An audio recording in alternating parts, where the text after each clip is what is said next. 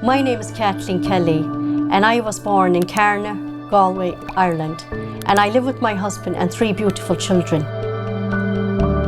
I'm the eldest in a family of 5. I've a beautiful mother and father, 3 sisters and 1 brother. We would go to Mass every Sunday, as I was brought up in a Catholic family. And I remember I used to love Mass. I would be really carefully watching the altar and trying to figure out what was happening, because it was something beautiful I thought was always happening on the altar, and I was so interested in it. And I remember thinking that the priest was such a holy man of God.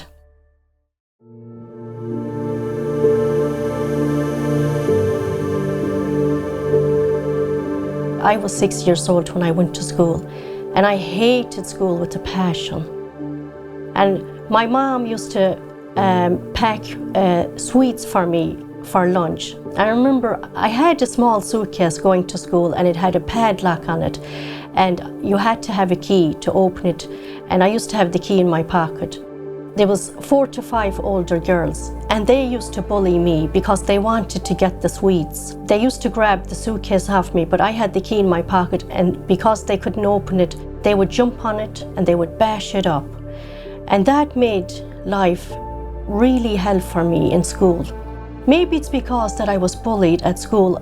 Just every time something good would happen to me, I was waiting for the bad to come around the corner and just take the good out of it.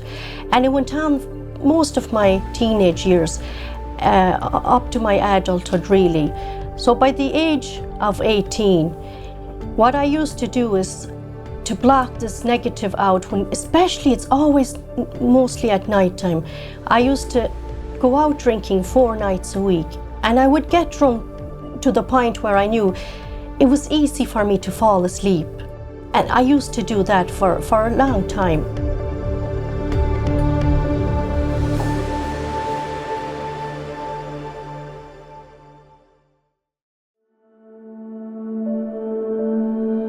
Then I met my husband-to-be, and I realized, wow, there's something so good about this guy, because he was always happy and he had such a positive outlook in life. And the more time I spent with him, the more this was rubbing off on me.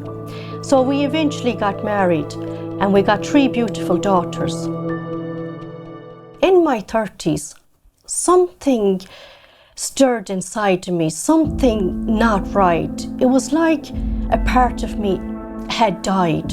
I just couldn't figure out what it was. So I kind of started drinking on the weekends. Eventually, this went on to weeknights, and I wouldn't go to bed until 1 or 3 a.m. in the morning. It kept going on, and this darkness was getting worse and worse, and fear and anxiety. I started getting panic attacks. I was just in a bad place, and nobody really around me knew. They were thinking I'm just living a normal life, and I couldn't talk to anybody about it, because when you don't know what's happening, you can't really talk about it. So I kept on drinking, and it came to the point where I was drinking really any time of the day, and I used to hide it from my husband. After so many years living this type of life, I ended up injuring my back. Next thing, my bladder started being really affected, frequently going to the bathroom. My sleep was affected, and I wasn't getting any better. I'm not able to do a lot of physical things, and my body is physically stiffening up, it's tightening up, my muscles, my joints, everything. I'm not able to sit down. It's agony for me. The toilet is agony for me. That was 2016. Now, 2017, I went privately to a surgeon, and he said that he would do surgery on me, but because that I was left for 1 year and 2 months, I could have nerve damage. So he did a keyhole surgery on me in March 2017. That was great. I was starting to come back to myself again, driving, sitting, but the sitting was never great. 2018, the same thing happened to me again. That same disc came out again. So I had to repeat that surgery again. Now in 2018, after that surgery, I could never get my strength back, and my sitting down was absolutely not there at all. It was just unbearable. 10 seconds is the most I could do for sitting down. My husband was so desperate. He wanted me to try new age practices. You know, I tried bioenergy, I tried reflexology, I tried acupuncture, and I went to different people for different healings. My drinking was at the stage where I knew I have a problem. Deep down, I knew I have a problem. It was so bad that I'd go to bed at night around 1 or 3 in the morning, and when I'd get up in the morning, I had a statue of our Blessed Mother in my kitchen. And I remember I would go to that statue with all my heart, and I would speak to Mary, and I would say, Mary, why did I drink again last night? I don't even like the taste of it.